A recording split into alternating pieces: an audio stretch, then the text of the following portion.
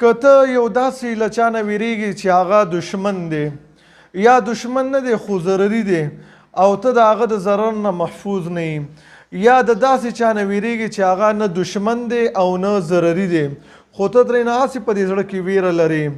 نو د داسې خلکو نه د حفاظت دپاره د الله نبي صلی الله علیه وسلم موږ ته یو بهترینه دعا ښودلې ده چې په دغسې ټیم کې دغه دعا وایي الله رب العالمین به مو د هغوی د شر نه محفوظ کوي. هغه دعا دا ده.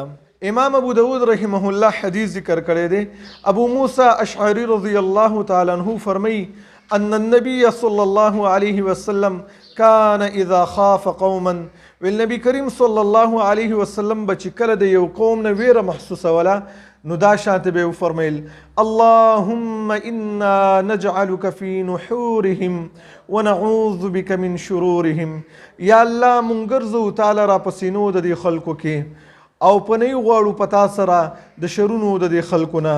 نو چې کله مو د چا نه ویره محسوسوله په خپل زړه کې د هر چا نه چې نو دغه دعا په هغې ټیم کې وایي الله رب العالمین به ستاسو حفاظت کوي د هغه خلکو د شرونو نه.